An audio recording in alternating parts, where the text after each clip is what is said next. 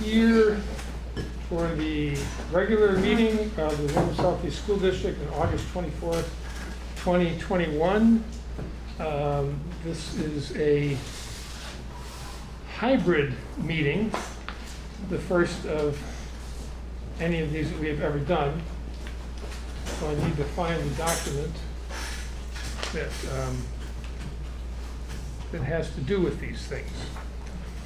So give me a sec. This is a model script from the Vermont League of Cities and Towns about hybrid public meetings. This is our first one of these. Hopefully we will have many, not because it's going to be delightful to manage them, but because it means that we'll be able to continue to meet in person, which I'm hopeful we will be able to do. But there are rules that apply to these, and this meeting of the WSESD is a hybrid meeting, which means that some are meeting remotely and some are meeting physically. We are obviously the physical ones, and Thomas is managing the Zoom meeting for the ones that are remote. Please note that while we will strive to provide means for those attending remotely to participate in the public comment period, there may be technical difficulties or reasons that otherwise prevent or interrupt remote public participation. Therefore, it is important to note that the open meeting law only ensures the public's right to participate and comment at a public meeting by attending at the designated physical location as posted in the notice and agenda. So if a member of the public who is having technical difficulties accessing this meeting remotely, we will continue the meeting. If people can't get into this room, if we don't have enough room for people, we can't meet. We have to make room for everyone. But electronically, we are not under that same requirement. I encourage them to email me. The address is on the SD website, and we will try to resolve the difficulties. So that's the public meeting script. I want to welcome our new interim superintendent to his first board meeting. Mark Spino has been a student, teacher, and principal in our schools, and we are grateful that he stepped forward to fill the need created by our previous superintendent's resignation. It's never an easy job, and there are no signs that it's likely to get any easier. But thank you for stepping forward. Thank you. Very much appreciate it. We've been through the worst disruption in public schooling in modern history, and many of our children have experienced grave to catastrophic setbacks because of this. Our local schools have to do the heavy lifting now, and our staff face much of the same uncertainty, insecurity, and stress as they did a year ago. So there are a few agenda changes. We will not have leadership council or committee reports. We postpone those until our next meeting on September 14th, when we will vote on a proposal whether to transition to written reports from those bodies so that we can save meeting time. We've talked about that in the past, but we never formally voted on it. We have adopted common sense public health policies in order to keep our students and our schools safe and mitigate infection, and Mark will be addressing that shortly after we do our consent agenda. The remainder of the meeting time, and I've lost this now, so it'll be funny. The remainder of our meeting time, up to 8 p.m., will be spent addressing some of the issues raised by the article in the Commons by Mindy Haskins-Rogers. We have agreed to limit our meetings to 2 hours, so at 7:45, we will stop that conversation. If there's more to do, we will table it to the next meeting, because we need to have an executive session. I encourage people who have thoughts or comments they want to share to think about what is most important to communicate and to be as concise as possible.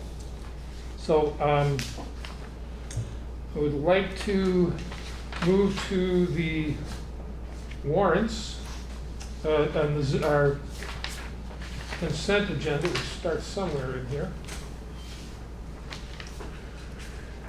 Let's see. The consent agenda has the clerk's report, approval of minutes from August 10th, 2021. ratification of warrants from June 1st, 2021 for $180,464.17. Warrants of June 7th, 2021 for $66,884.94. Warrants for July 26th, 2021 for $405,626.01. Warrants of August 2nd, 2021 of $1,545,023.99. Payrolls from June 4th, June 18th, June 2nd, June 16th, and June 30th of $1,331,846.62. $1,790,679.20. $1,110,095.17. $1,111,159.33, and $977,326.70. Could I have a motion to approve the consent agenda? Thank you, Thomas. Second by Michelle. Moved and seconded to support, to vote the consent agenda. Because we have two members attending remotely, if we are not unanimous, we have to do a roll call vote. So all those in favor of approving the consent agenda as presented, please indicate by saying aye. Aye. Aye. Sean and Liz? Hold on again. Oh, okay. Unmute them. Oh, unmute. Okay, thanks. Sorry, guys. Just a second. Where is Sean? There it is. Actually, you guys can just unmute yourselves. I think I heard them. Sean, Yeah, we voted. Did you not hear us? just a moment. Sean, you have to unmute yourself. Just say aye. I did, and I say aye again. There we go.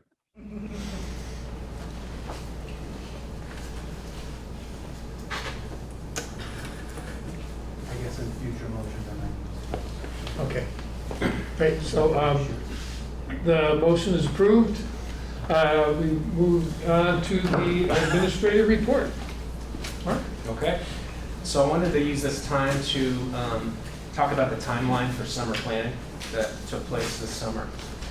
As you all know, I was hired the first week of July.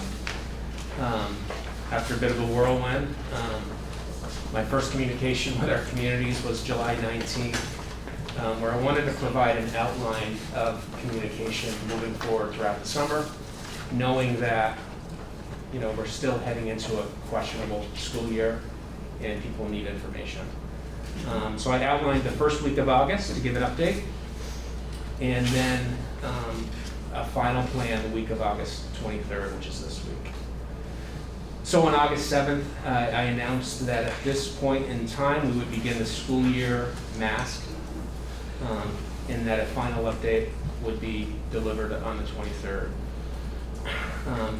So yesterday, last night, I sent a final letter stating that yes, indeed, we would be getting the school year in person 5 days a week, masked.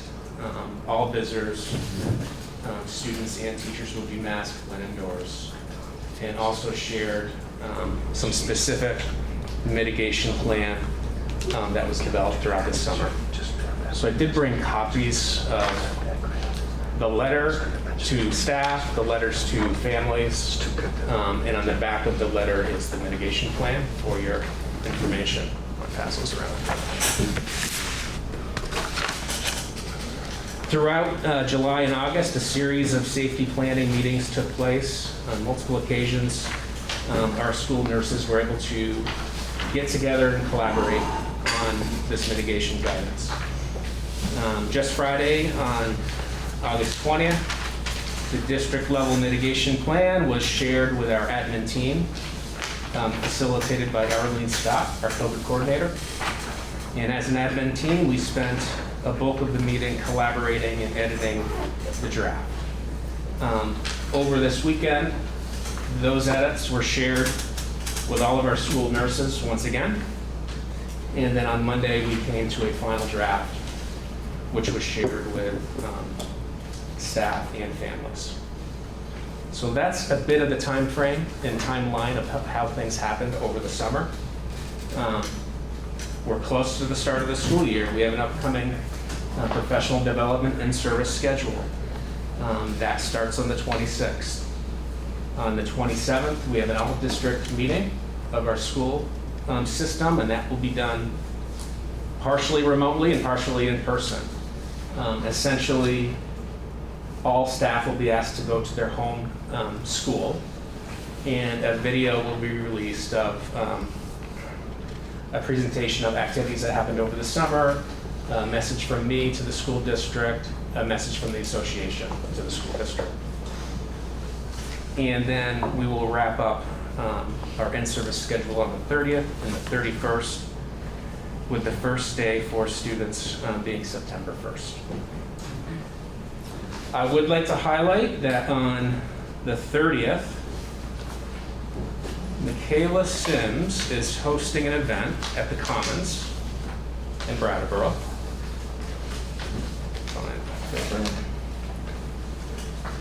From 3 to 6.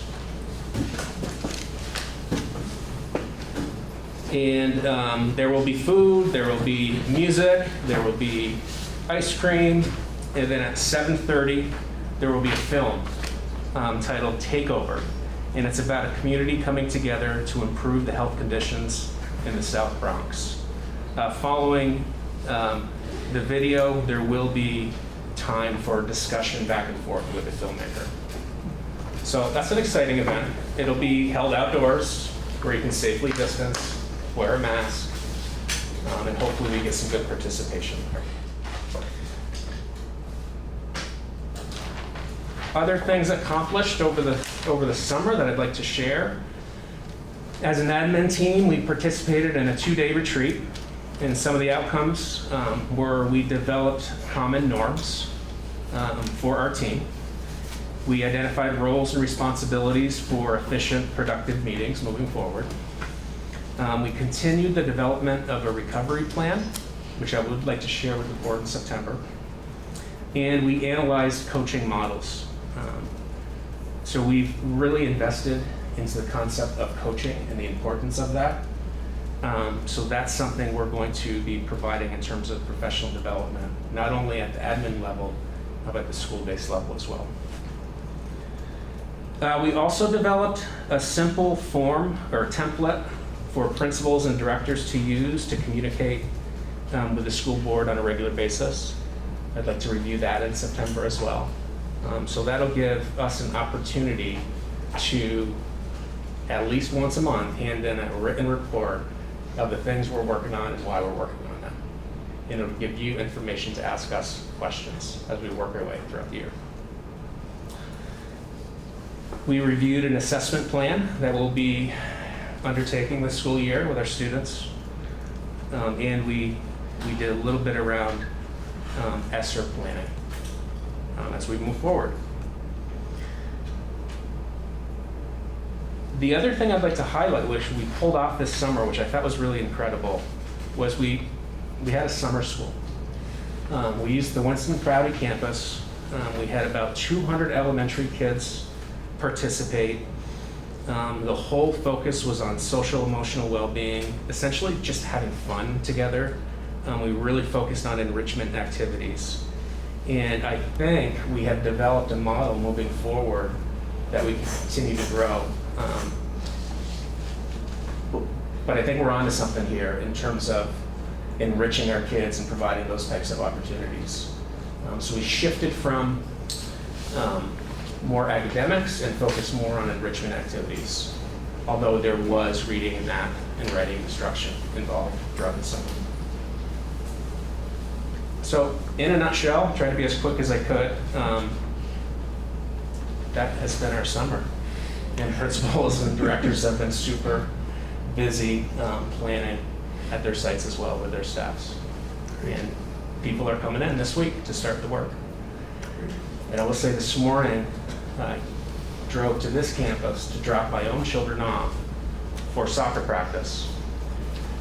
And I just had this moment where you get out of the car and you see the fields filled with kids running around, playing soccer, exercising on the track, smiles on their faces, and it just It's like, that's why we're here. It was such a great sight to see kids on campus again. So I'm really looking forward to welcoming our kids back into our buildings as safely as we can. And the mitigation plan is on the back of that letter, where you can look at it in more detail. And I see we have a couple questions. Sure. That mitigation plan was widely distributed. Yep. Could you also ask Barb to put it up on the website? Yes, that As is the plan. documents with the meeting so people can see what it is. It's nice and comprehensive, and our staff and our coordinator and nursing staff did a great job. It reflects everything. If you're paying attention to what's happening around the country in terms of mitigation, this reflects the best thinking that's going on. And I think it is actually already on the website, but Great, if not, great. I'll make sure. Good, thanks. Tim? Okay, first, Mark, it's great to have you aboard. Thank you. for taking on the job.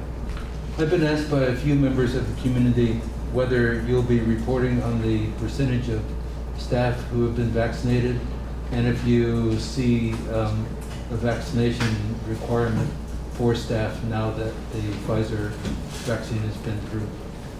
In terms of a requirement, I think I would wait for state level guidance on that. In terms of sharing percentages, I'm not sure if I can, so I'd have to look into that, but happy to do that if we're able to do that. Yeah, that is a change in conditions. That's interesting to see how that unfolds. Any other questions for Mark about the mitigation and preparing for opening? We'll get a much fuller report on the September 14th, when we've actually got a couple of weeks underway and more staff here to fill in some information. So, okay, next is the financial report, and I neglected, Nancy, I did forget between here and the bathroom to add that at the beginning of the agenda, but we do have one more brief item that we will need to act on, and Franco, sir, maybe Nancy, well, you folks decided. Sure. Get through that quickly. Yep. Yeah, so I wanted to share four topics with you. It will be, I think, pretty brief under the fiscal report. I had emailed you the financial statement, so it's a summary level financial statement for the year ending June 30th, 2021. The Finance Committee and I met on August 10th and also had reviewed that statement. It is also on the website, so you can refer to it at any time. So just a super sort of quick recap of that, but happy to answer any questions you might have. So the original budget was $51,171,000. If you looked at that report, if you're looking at it online, you'll see that the adjusted budget is $52,000,007. So we received $1.6 million additional funds subsequent to the town meeting where our budget was approved for fiscal year 21. So that was our operating budget. We ended up spending $51 million, which left a $1.7 million favorable fiscal year end result. Now, that's about a 3% variance on the plan. Now that doesn't all go into fund balance. We have to look at revenues. So if you were looking at the statement, you'll see on the revenue side, remember we had planned on running an $800,000 deficit to reduce fund balance. And we actually were short $180,000 in revenues against the plan. So that reduced what flows to the fund balance. The miss in terms of actual revenues received versus the plan is primarily in tuition. We saw that across on all levels of enrollment, including like our pre-K enrollment as a result of the pandemic. Across the state, enrollment had declined, and so that was not a surprise to us. But in total, or in summary, so I've described budget and a planned deficit. But in the end, when we go to plan for fiscal year 23, which is right around the corner in terms of September, October, November, budget development, it's the difference between revenues received in fiscal 21 versus expenditures spent. And as you look at that financial statement, that's that difference is $773,000. So that's the amount that actually would be available to reduce taxes and/or to add to the prior year fund balance. So it was a very difficult year, obviously, but on a fiscal level, because so many programs were not able to be fully implemented, there's a number of vacancies. We didn't run our co-curricular programs in the early part of the year. It resulted in a fairly significant surplus, but 3% is not a particularly enormous variance. I do want to make sure you're aware that within all of what I've just discussed is a transfer from the general fund to the capital fund of $1.5 million. So even after making that transfer, we are still favorable. Revenues $773,000 more than expenses. And that transfer is based on what the board has reviewed as part of the capital plan. I've reported, and it's on our website, it's in our annual report. We have over $6 million in projects scheduled out over the next 5 years. So this transfer is just still a partial resource for these future projects that we know are going to need to be addressed. Also, in the context of the Academy project, remember we're estimating an approximate project cost of $2.3 million. I've reported that I've applied for $1.3 million of that as part of the ESSER grant funding, and that leaves $1 million of local funds. So again, it's nice to know that the results of this fiscal year will likely help us avoid borrowing for the local share. And I know we've talked about that in earlier meetings. So that was the first item on the fiscal report. I do want to make sure everybody understands these are preliminary numbers. The audits are scheduled for October 25th for field work. We have reporting that we're doing Friday this week to them. The Agency of Ed is likely to give us fairly significant numbers around the receivables that are due to the district in early September. So I expect there will be some small adjustments to that. But in general, I think this is about where we are going to end up, a very favorable fiscal position. So I'm ready to move on to the other topics. Any questions? Very good. Thanks. Okay.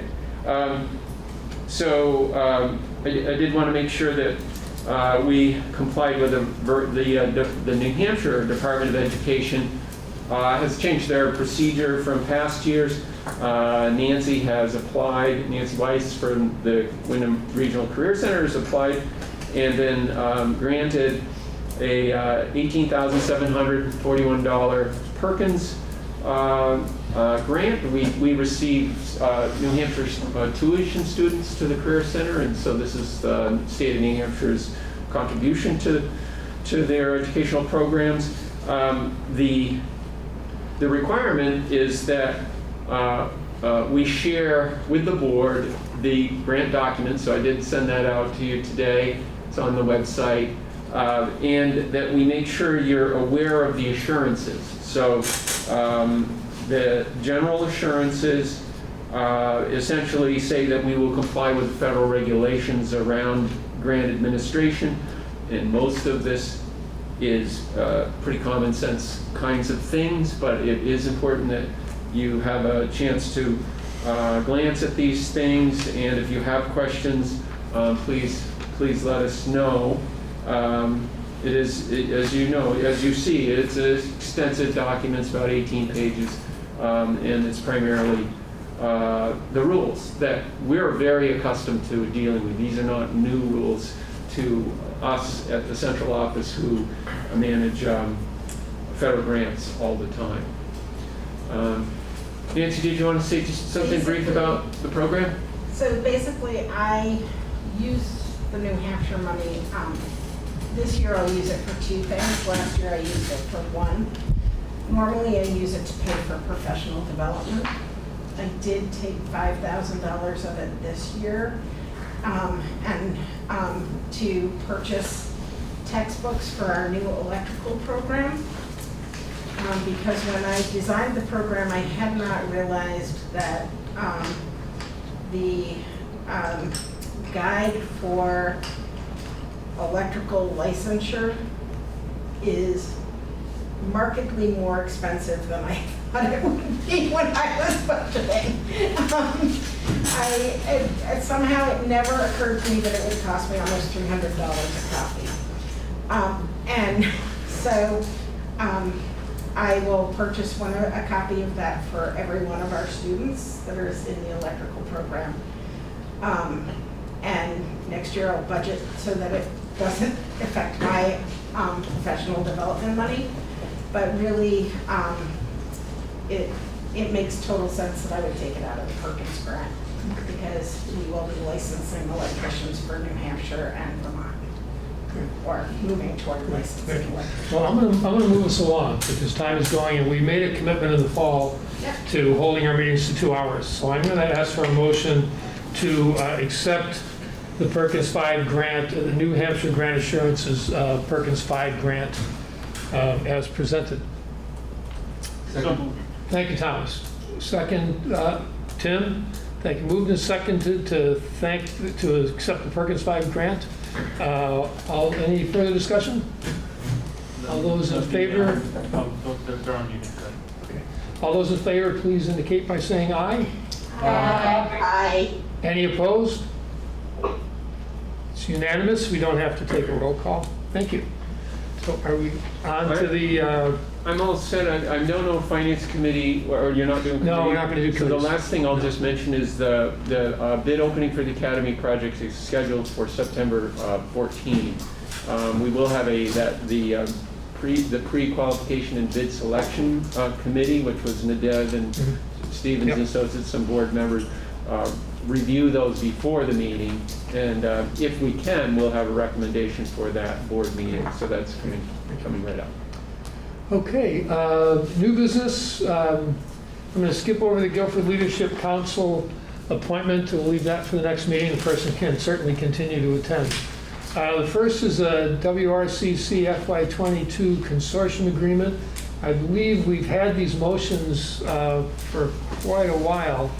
Is there anything we need to say about these? These are basic This is very rubber stamping of basic. things that have to happen. It's that I only have 25 employees, and I only have like one auto shop teacher and one construction teacher and things like that. Mhm. So the centers statewide combine their funding to do professional development Right. for those people.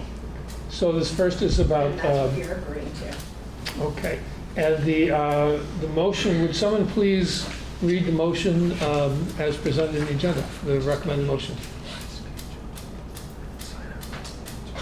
I move to accept the FY22 VACTED Consortium Fund Agreement, allowing the Windham Regional Career Center to participate with other Vermont CTE centers in the pooling of Perkins Grant funds for statewide activities that are mutually beneficial to all members of the CTE Consortium. I don't want to go too fast. Any questions? All those in favor, please Mr. Chair? indicate by saying, yes. Who seconded that motion? No, I think Tim did. Yeah. But you can do the next one. Thank you. All those in favor, please indicate by saying aye. Aye. Any opposed? It's unanimous again. The motion is accepted. The next one is the RAB action to approve the WSESD's continued use of the former bank space downstairs in this building. And I believe that is so that the, what's the name of the program? Transitions The Transitions program is physically located there, which is very beneficial for its operation to be at that place on the edge of the campus. But there's issues, it's part of the career center, not the school district. So we're asking for approve the continued use of the space. Any questions? All right, we need to read the motion. Would you like to read that one? Yeah? Oh, sure. I move that we accept the Windham Regional Advisory Board's action to approve the Windham Southeast School District's continued use of the bank space to provide for the transitions programs functions during the 21-22 school year, with the understanding that the Brattleboro Union High School administration will return use of the bank space to the Windham Regional Career Center in the following year. So we're getting an exception. Second, Jackie? Thank you. Any questions? Once again, all those in favor, please indicate by saying aye. Aye. Any opposed? Okay, and our last new business is actually, last new business is the action to approve the Whetstone Village property disposition. This is hard to do quickly, but basically there's a housing development off of, Whetstone. the Whetstone loop off of, not, William Street. Yes. yeah, off of William Street, just where when you get to the brook. And 3 or 4 of those lots, tiny little pieces, belong to us, and we want to get rid of them. So this is moved to accept the Windham Regional Advisory Board's action to sell those 3 parcels. Would someone like to read the motion? I move that we accept the Windham Regional Advisory Board's action to approve the sale of 3 Town of Brattleboro parcels enumerated, originally acquired in 2000 by the Windham Regional Career Center, which are located in the Whetstone Village development. Michelle, would you like to second that one? I'd love to second that. Thank you. So moved and seconded to sell those parcels. Any questions? Yes, Carrie. Who gets the money? Let's see, the Career Center. Good question. They're required by the Career Center. Yeah, so the Career Center, it's not going to be a lot. Okay, just wondering where it goes. Even, they seem to be building lots, but they're really not. Okay, so any other questions? All those in favor, please indicate by saying aye. Aye. Aye. Any opposed? Hearing none, the motion is accepted. So now we will move on to the beginning of our response to the article in the Commons, which I'm sure everyone has read. We as a school district, as a regulated entity of the state of Vermont, are not allowed to have these kind of conversations in private. We have to do them in public. We have to do them in full view of the public, and that makes it hard to move quickly. But it provides a transparency that we are deeply committed to. So we are going to begin that conversation tonight. We committed in the fall, or in the spring, to keeping our meetings to 2 hours. We do have to have an executive session. It will be brief, but we have at least 25 minutes to hear some presentations, some information from the school district and from the board, and then to talk about this and take public comment. And if necessary, after 25 minutes, we will table it till our next meeting and continue it. But I'd like to get started on that. So, Mark, would you introduce Kate, please, and give us a little bit of her background and why we've asked her to talk about the district's protection of children? Yes, definitely. First and foremost, the actions that were described in that article are completely, disgusting and condemned by our school district, our leadership team, and I feel like we can speak for our teachers and staff as well. And we do have structures in place to ensure that things like that don't happen again.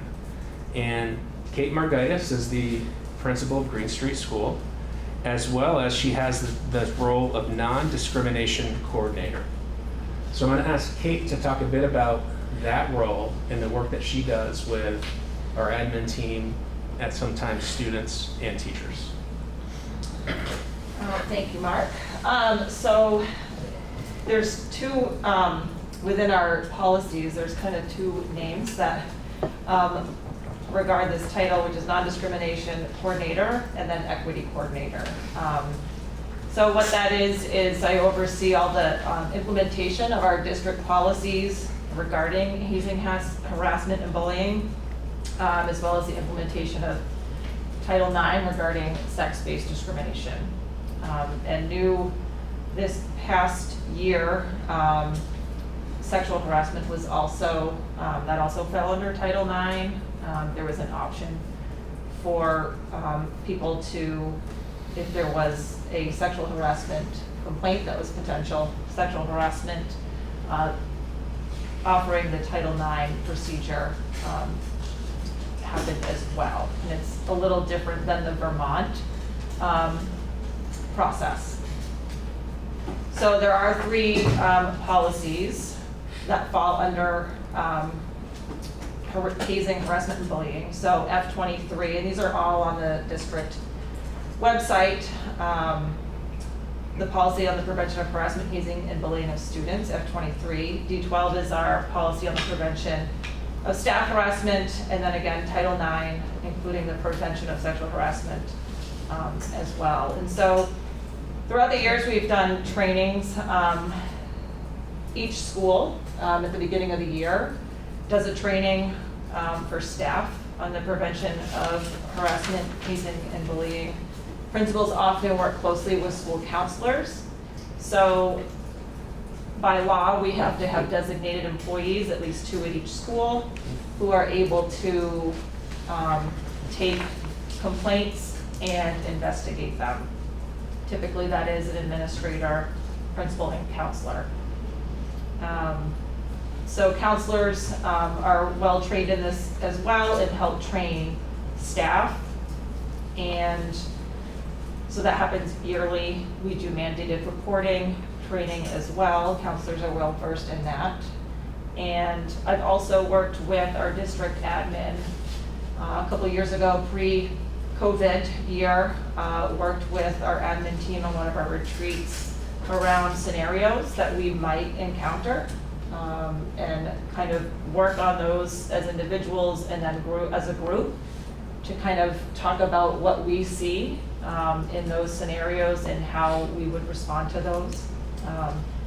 Because there's a lot that goes into determining harassment, bullying, you know, some could be obvious and others are not, and it's often difficult position to be in, and that's why we keep up with the trainings. We've had Heather Lynn, who works for the WRCC, she's a legal counsel in Vermont that specializes in harassment and does a lot of trainings.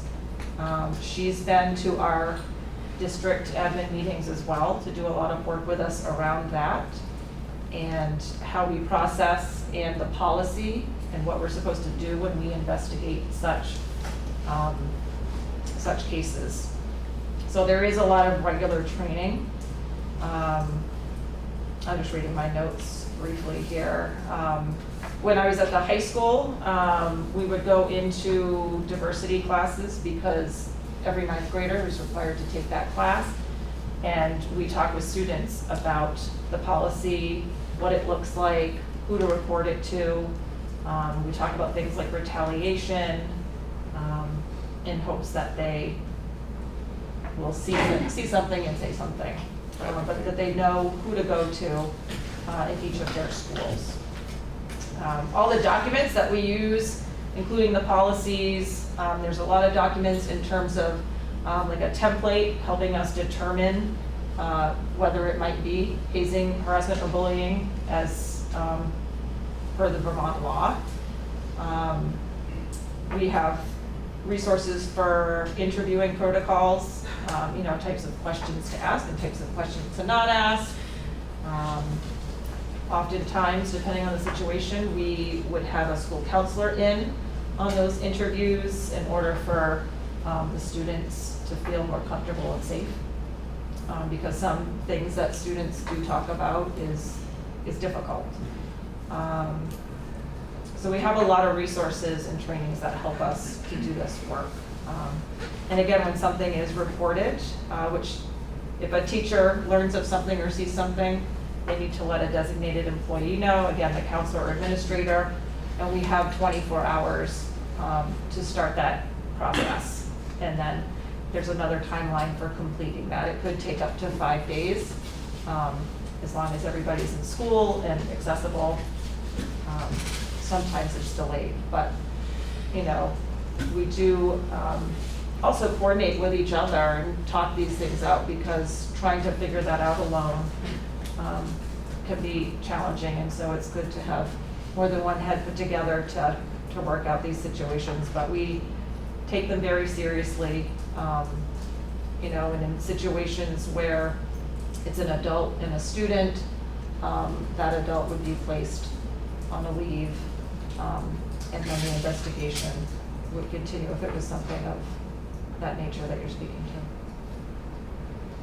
I could go on forever, but I know you're trying to keep the meeting short. Well, I want to leave time for, Yeah. you know, for conversation, but thank you, and that was given that you had what? David, excuse me.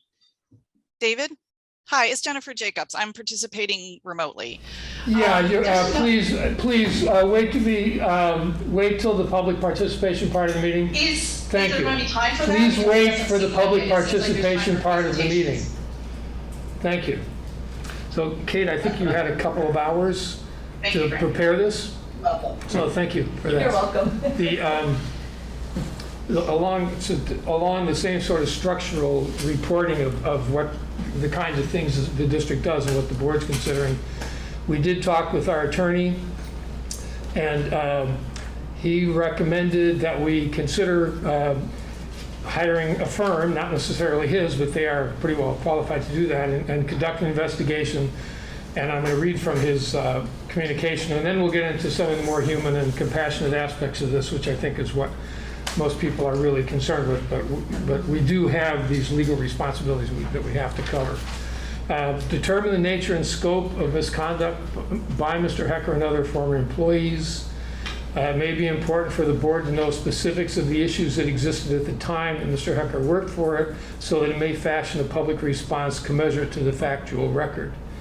It will allow the district to evaluate its current policies and procedures to make sure that they would have prevented the earlier misconduct, and if it indicates that they would not, to use our understanding of prior mistakes and inadequate policies or procedures to strengthen existing protocols or to create new ones that are more protective of students.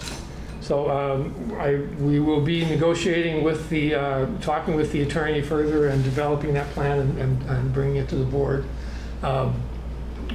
Probably at the next meeting. I expect at the next meeting. Carrie Amadon, the WSESU chair, and the Vernon chair, who obviously will be involved in this process as well, also has some observations and experience in terms of the role that the board might and should play. So thank you, Kate, for laying those out. They are difficult and complicated to read. I am not an attorney, but I think it's important to remember that as school board members, we have a legally mandated responsibility, and that is to conduct quasi-judicial proceedings. It's not the fun part of being on a school board, but it is legally mandated in our role. As such, we have to maintain impartiality, and that is how we will ensure that the process has integrity and credibility. So it's just something for school board members to keep in mind. And Jackie also developed a statement that she would like to read, and I'm sure we would all like to hear. Jackie, please. Thanks so much, David, and thank you, Kate and Carrie. Nothing about this conversation is enjoyable, but thanks everybody for saying what needs to be said. I want to take a few minutes to address the recent article, and the first thing that I want to say is thank you. Thank you to Mindy for your bravery in coming forward and shining a light on abuse that has occurred at BUHS. I've read many letters of support and seen enormous support on social media, and I want to tell you that I support you as well. I believe survivors, and I know how difficult it can be to come forward. I believe that your actions will help other survivors of abuse to feel empowered to come forward and tell their stories. But I do hope for more than that. When folks come forward, they should be believed by whomever receives their report and feel compelled to press charges against their abuser. They will receive the full support of their friends, family, and community in doing so. The Brattleboro Police Department, under the leadership of our new chief, will conduct a fair and thorough investigation, and appropriate charges will be filed. Our staff and administration will be cooperative and transparent with any investigation that may occur. And our students will see this and begin to feel safer in our schools. The dialogue around abuse will continue and expand into an appropriate public forum where it can feel safe for all who wish to participate, and where folks can find the support that they need and deserve. In a situation like this, I feel personally compelled to stand up and speak out against abuse. And it is within my purview as a board member to state that we, the board, have no intention of covering up or dismissing reports of abuse, either stemming from already reported incidents or any that may come to light in the future. I'm aware that several accusations against other staff members have been made in the time since the article was written, and I'm calling on those affected and those with knowledge of abuse to come forward. The board is in a position to take action when the time comes, and we are prepared to do that. We have received several emails from community members expressing frustration at what they perceive to be silence from the board. Because there tends to be a culture of silence around abuse, I do understand how one could feel this way. And to the folks who have sent those emails, I want you to know that I see you and I understand your feelings. Before an elected official can make a public statement on a matter such as this, legal counsel must be sought, as Carrie alluded to, and in general, these things never move as quickly as we would like or need them to. And the timing of this has also presented a challenge, as some of our members were just away at the time of publication. It has also been suggested that the board change our meeting venue to a space other than the high school, because folks may not be feeling safe there right now. And this suggestion brought to light for me another important rationale for holding a public meeting to discuss this rather than doing it at a school board meeting. Abuse rarely occurs in a vacuum. There are often signs that go ignored. Sometimes abuse gets reported to a trusted adult only to have that trusted adult choose inaction. And sometimes a trusted adult is well aware of the abuse and still does nothing to protect the child. Because there are many accusations being made right now, there's no way of knowing which staff members could be involved. And the majority of participants in a school board meeting tend to be staff members. Simply put, there's no way for us to create a safe space at a school board meeting for people to come forward, because there could be people who have suffered abuse at the hands of someone at this meeting. And this could be the reason they fear coming forward. I am asking for anyone who feels called to come forward to please do so.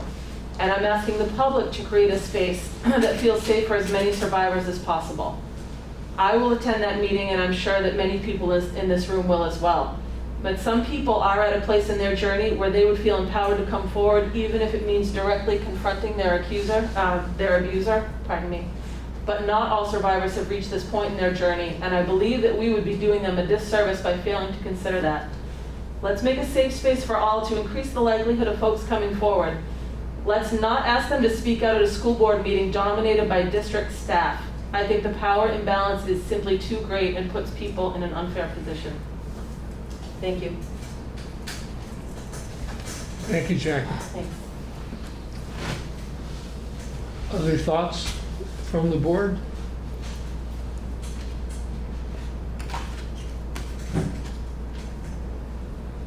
David? Oh, sorry, Liz has her hand up.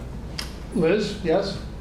Yeah, I think I would like the public to know that there are 2 members of this board who had daughters in Mr. Hecker's class. I'm one of them. I had 2 daughters who had him for a teacher.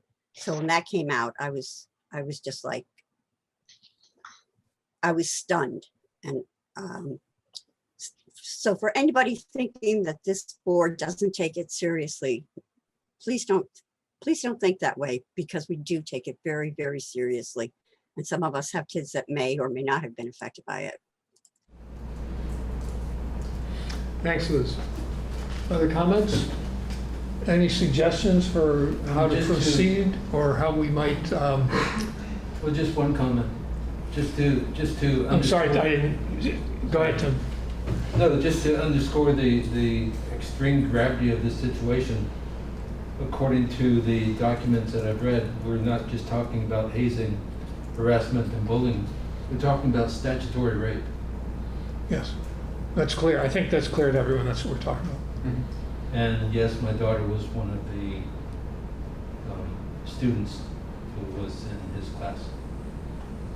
So,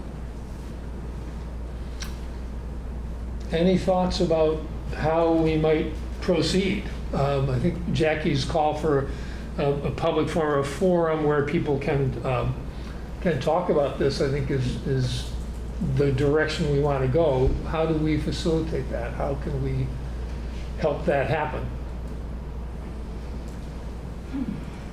There are professional organizations in our area that are really expert in these situations. I think we should reach out to some people for some guidance on the best way to proceed. I wouldn't purport to know myself the right way to do it, but I think there are professionals in our community that do.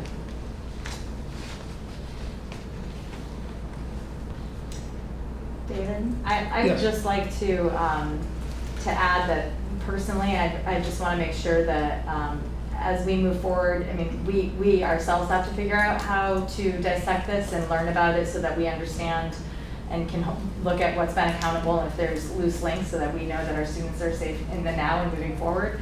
But I'd like to make sure that we understand the plan and then that we're being transparent with the public and that they're seeing what that plan is so that they're on the same page, so that it's not a waiting game to find out that something's going to be held, but that there's a process and we're working on it, and this is what we're working on now. We're working on finding someone to mediate, or we're working on gathering the right documentation, but just to be really transparent so that they feel up on right along with us on the schedule of how it's being handled, and it's not just swept away and dismissed or forgotten about. It takes months. Would you go, the first thing you said about make sure we know what's going on or what we're talking about, would you say a little more about what you mean by that? Because I think that means some learning on our part. Yeah, I think just as a board member, I immediately recognized that I had a responsibility to have smart questions. And I imagine there'll be information that I don't know what is accessible. I don't know what information the school might have in their own process of investigating years back. I mean, it sounds like this was something that was done by the police. And so I just walked away with tons of questions. And I don't know how much of that can be public, how much of it is going to be pulling in names of staff members and personnel that we can't discuss publicly, and that's a reality of us learning so that we can make sure that accountability has been held, and not everything can be put out on the front page, but that doesn't mean that we're not doing the work and digging deep into it. Okay. Big questions. Other comments from the board? Deborah, Tim shared with me some of what you shared with him about your experience. Would you like to talk about that? Just that I taught for 28 years. I'm sorry, would you introduce yourself too? I'm Deborah Stanford. Thank you. 28 years at the Horace Mann School in New York City. And we had our own history of ongoing abuse that came to light with revelations in 2012. And as a faculty member, fully knowing that I was a mandated reporter, it was difficult for me as a faculty member, knowing that I worked side by side with certain individuals, and I did not know. So the effect of this is extensive, and I'm not in any way trying to present that my concerns and feelings of guilt were more important than the abuse that was suffered.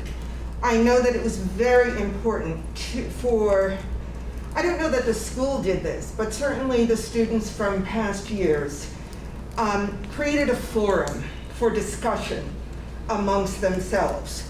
And what evolved was not just a report of the known offenders, but also concerns about violations of personal space that took place in the community on the part of adults, whether in the classroom or outside the classroom, socially, between adults and minors. That kind of discussion was essential. There was real kickback against administrators and others who were in positions of evaluating these individuals and their ability to remain in the community because they were complicit. And that included board members as well. For me, 20 years ago is not 20 years ago. It's present day. This kind of grooming, when you bring minors into a situation like a school, when you entrust your children to a community and their safety is violated, the grooming can easily become more subtle and just go underground. So, and yet you don't want a witch hunt, right? You know, all we've got is our reputations as educators. There were certain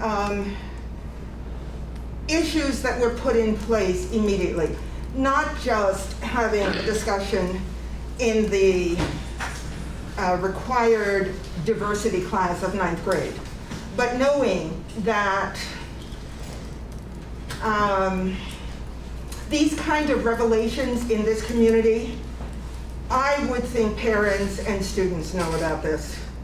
And I would think that there has to be some commitment to acknowledging this among the current students, to say you are in a safe place.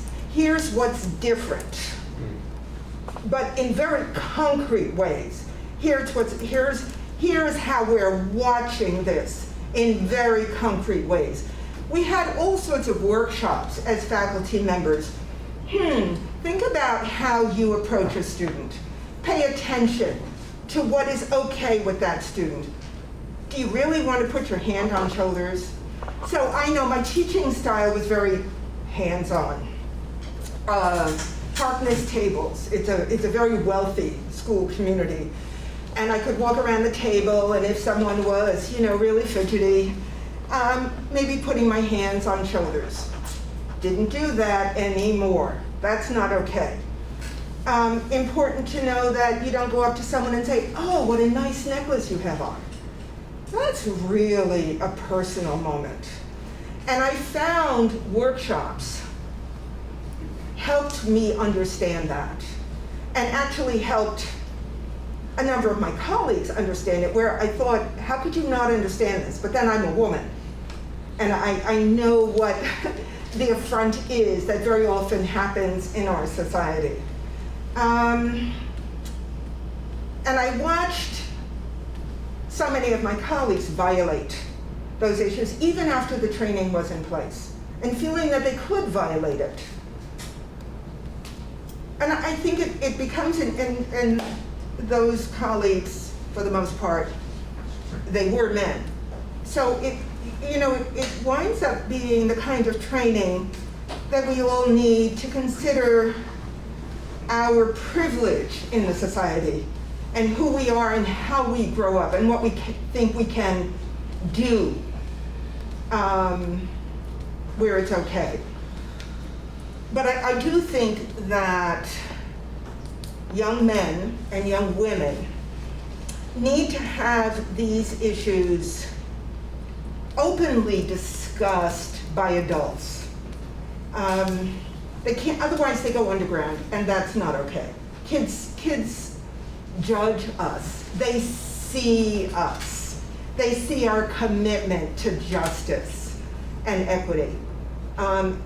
And we really do have to step up to the plate and be the role models.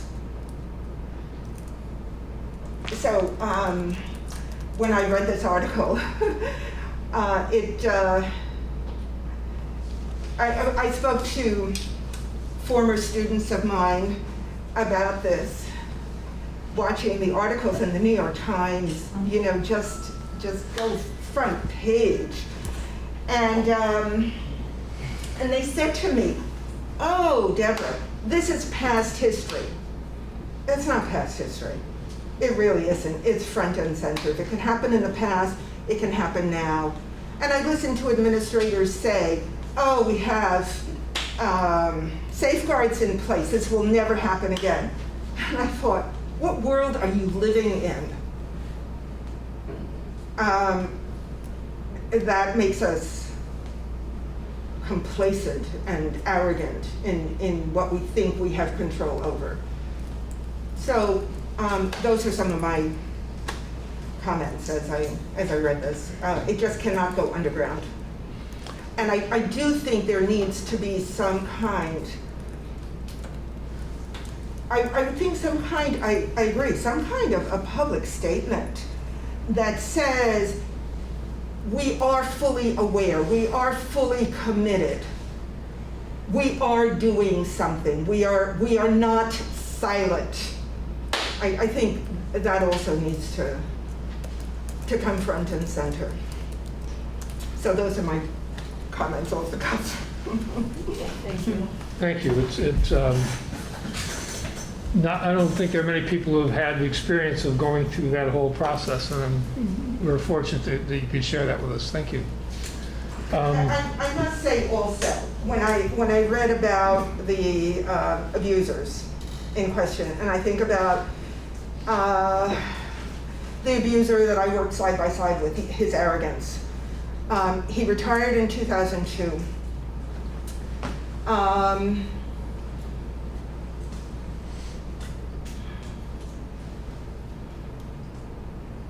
The grooming that takes place, the off-campus grooming, the on-campus grooming, the protege, the mentor-protege kind of relationship. Someone who is front and center, famous, important to the school community, where the school community is not going to call that person to account because that would ruffle too many feathers among adults. And that's also a parallel that I saw in this particular situation. Thank you. So we are at our promised quitting time, so I need guidance from the board about whether we'd like to extend for, say, another 10 minutes and hear from other members of the public. We have a brief executive session that we need to have, but to maybe extend for 20 minutes. I think that's appropriate. Yeah. We have 4 people with their hands up. Great, yeah. I'm very aware that we did make a real commitment to doing the 2 hours. I think this is, nobody anticipated this. This meeting was going to be an hour of training, and we're gone. We weren't going to have a business for another month. But that's not how it worked out. So I'm hearing consensus to take some public questions from the public. So Thomas, would you go ahead and call on them, and we'll be able to hear them? Yeah, we have to make a motion. So I make a motion that we extend the meeting till 8:20. Thank you. Okay. Second. Michelle seconds. Motion to extend the meeting till 8:20. All those in favor, please indicate by saying aye. Aye. Any opposed? Hearing no opposition, the vote is unanimous to extend. Thank you.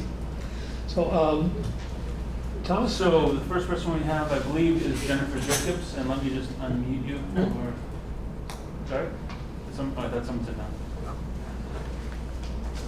Jennifer, maybe you can unmute yourself. Yep, unmuted. Okay. Thank you. I do wish that there had been more time for public comment. A number of us showed up this evening expecting and hoping to have our voices heard and did not realize we would be sitting through presentations. I appreciate the folks who have underscored that we're talking about abuse to children by adults and not about hazing or bullying. And I'm sure the board must be aware that there is tremendous concern in this community. I am in 3 different groups with some overlap, but not a lot. And I count approximately 60 people that I'm in conversation with. I'm going to ask some questions, but I do not expect them to answer tonight. What many of us are looking for, what I am looking for, As a community member, class of 91 of BUHS, parent of a student there,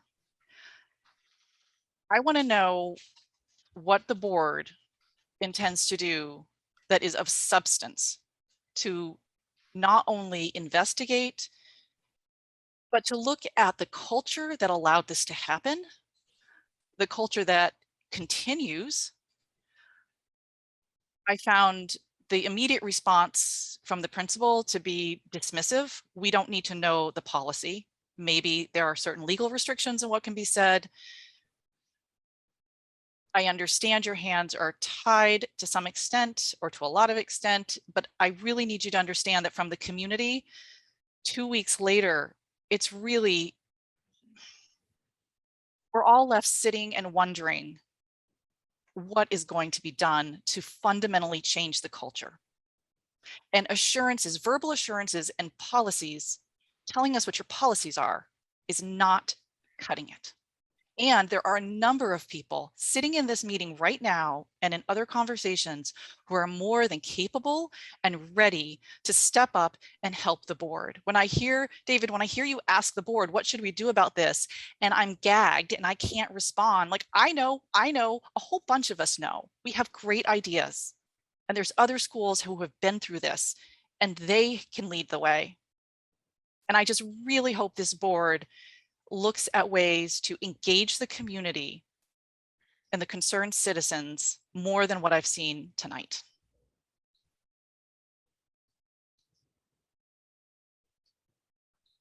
Brandy? Okay. Can you hear me okay? Was that a yes? Yes. Okay, great. Hi, I'm Brandy Starr. I am a parent of children who go to academy school. I'm also a community leader and a general concerned person about the Brattleboro community. And I want to really thank board members who spoke up passionately this evening. And I want to hold space for folks who tend to think in a more linear fashion around policy and procedure. As a board member myself, I understand the need to have discussions amongst yourselves that have to do with policy and procedure. But this is a moment where people are coming to a meeting to discuss sexual assault or statutory rape. And so the part of humans that we're speaking to right now are the part of humans that reside in their hearts, their inner children. They're fiercely speaking up for their children. And so what's going to be super counterproductive is having a lot of conversations about policy and procedure. Most of us are educated enough to be able to research that on our own. And so we know what your obligations and what your constrictions are.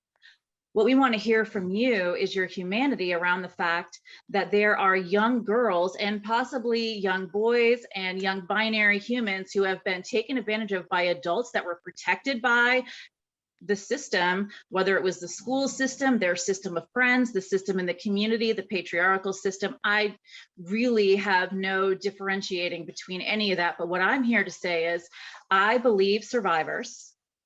It is time for us to treat this by dragging it into the sunlight, as I said in my article, not for a witch hunt, but because we all need to have these conversations. We have broken people who are preying on people, and we have broken people who are the prey of other people. And the only way we can do this is if you can be brave enough to have these conversations by set aside comments around policy and procedure and realize that there are people, there are whole families right now who are traumatized, who are scared during an unprecedentedly scary and uncertain time already in this community, let alone the fact that there are people who have been holding these secrets for a decade or more.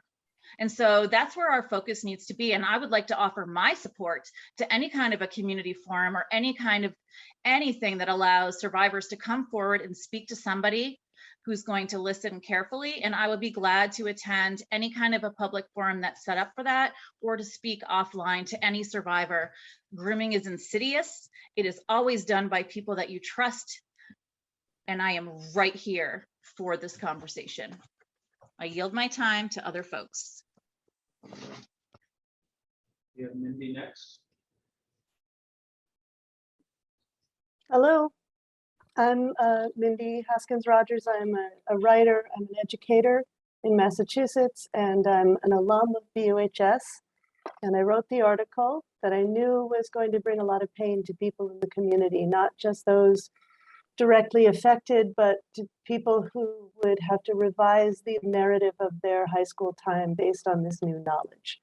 I am here because I'm concerned based on the letter that principal parents sent to the community about a couple of things. The first thing I want to do is clarify a couple of just details from the timeline, because the first thing is that principal parent stated that he was not the principal at the time of the 2009 investigation into Zeke Hecker's behavior that ended in his being banned from WSESU properties.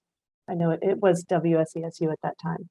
And in fact, he was the assistant principal at that time, and he had been Hecker's colleague from 1995 until 2004, when Hecker retired, but then Hecker was allowed to continue to volunteer and accompany students on those overnight field trips until 2009.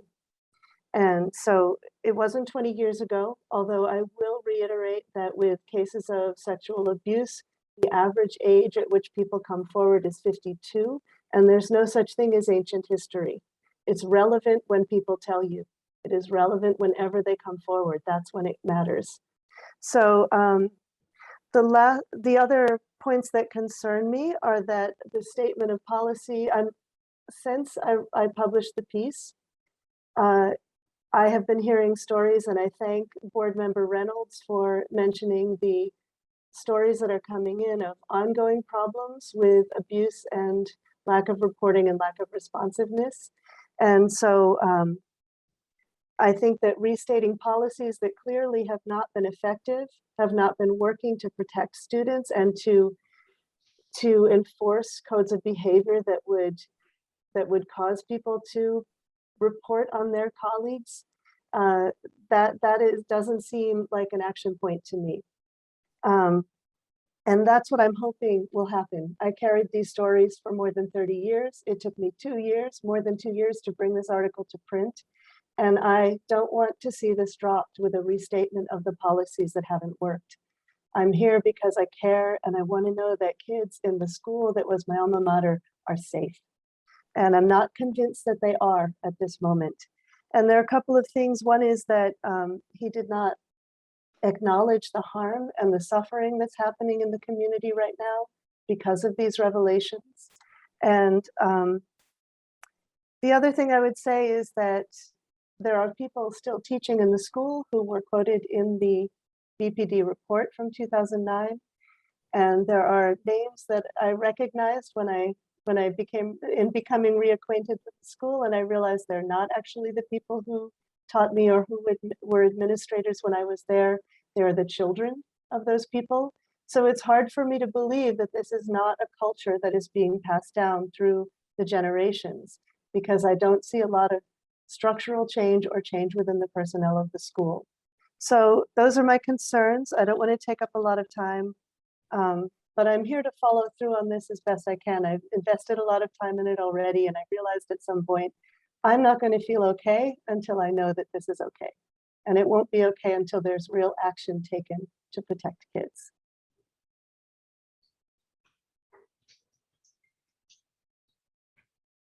Robin, last person I see with the hand up. Thank you. I have basically two concerns. First is the stuff that a lot of people have touched on, including Jackie, about the need for the school district and supervisory union to listen, to truly understand the impact of how this affected people in the community, and that it went on for so long to so many different people. But I also want to talk about today. And I was on the Brattleboro Town School Board when a survivor brought concerns about Zeke and Linda Hecker to our board.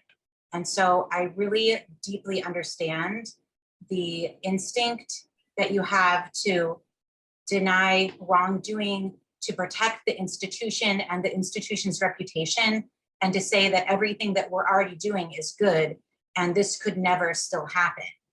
But I don't believe that. And I don't believe that our policies are so good that they couldn't be improved on. This is a huge moment of reckoning. And I think if we let this opportunity pass by without taking this as a directive to strengthen and change the way that we are preventing, not just addressing after the fact, but preventing sexual abuse in our schools, then we are doing a gross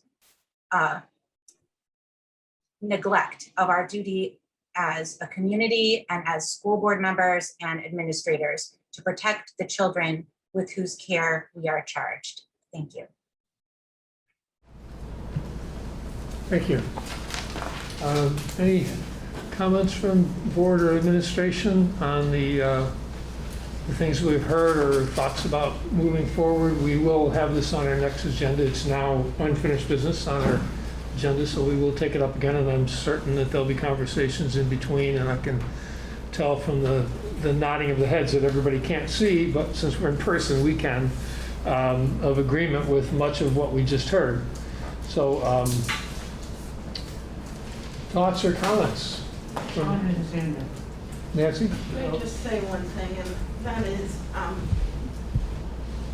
this is a day of reckoning. It is also heartbreaking. It preys upon our worst fears as human beings and as parents. And the one thing I think is really important to me personally is that anybody who has been involved in this in any way and impacted, whether it's from the actual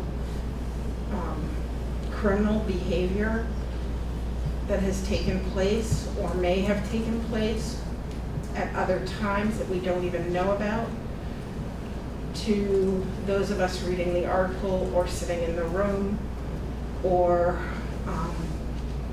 just listening to our friends and neighbors. It's really important that each of us reach out and take care of ourselves as well as our children. And so I would just encourage people as we go through this process and our hearts break and our brains struggle to understand how this could possibly have happened, that if you need somebody to speak to, that you find that person, and if you need help finding that person, you either speak to your medical provider or you come to us and we will recommend somebody. But it's just extremely important that we care about each other and we take care of ourselves. And this is going to be an extremely difficult process. It already has been, and it will continue to be. And I just want to make sure that everybody is safe and taken care of, because clearly we've had some issues around being able to do that for each other, and I want to make sure that we do it this time as we go forward.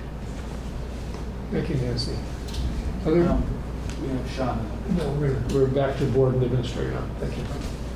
Thanks, Thomas.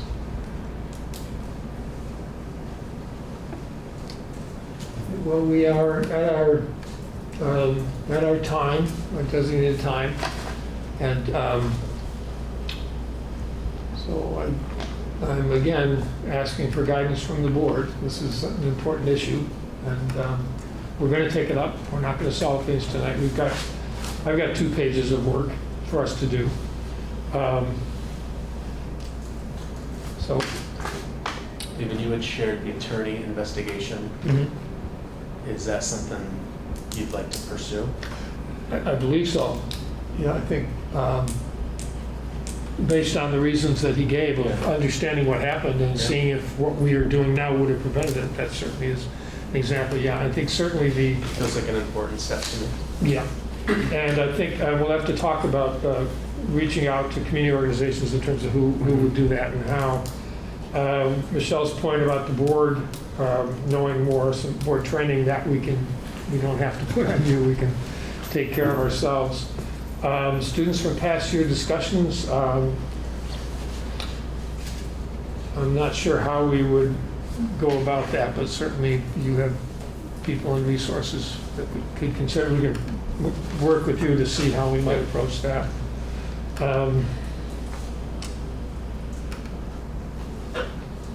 Again, other things that we should be specifically focusing on for the next agenda and work that needs to be done in between. Any other thoughts? I'll just say, I think Sean has a point that I wanted to make. Oh, okay. Sean has. Sean. Okay, Sean yeah. has his hand up. Sean.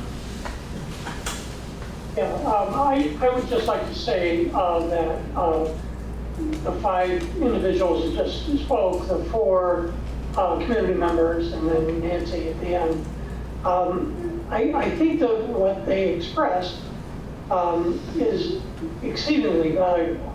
And it's really, the focus was pretty much crystallized by what they said as to what the response should be from the board level. So I just think that's very important. There was a lot of discussion about maybe not the relevance of the policies, but I went back after I read the article in the August 11th Commons, and I went back and I reviewed the policies that Kate Argaitis referred to, and you have to have a basis of starting from a policy. Does it mean it's always going to be followed? Obviously not. It wasn't followed. So I think that's the crux of the issue, is you can have a policy and yet individually it can be violated. So I think that's a really, really important consideration going forward.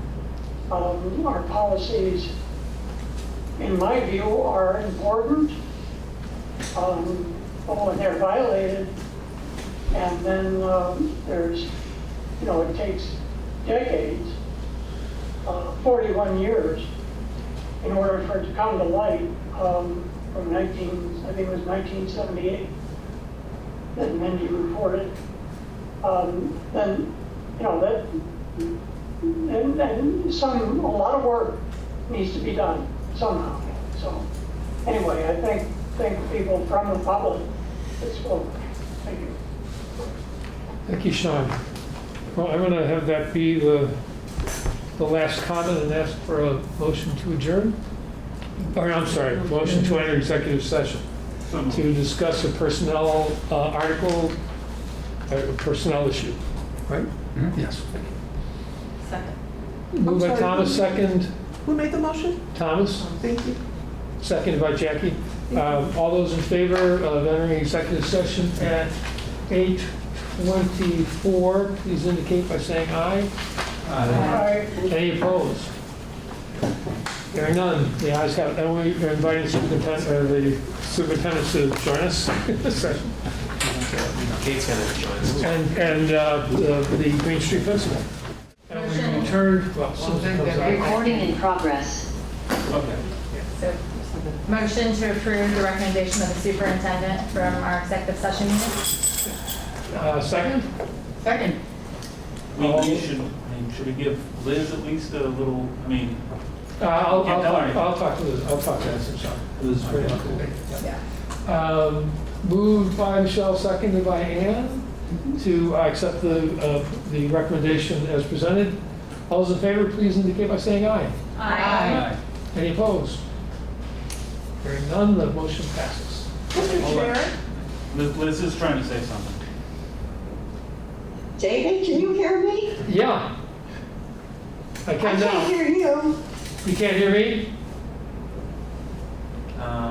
hold on, let me make myself.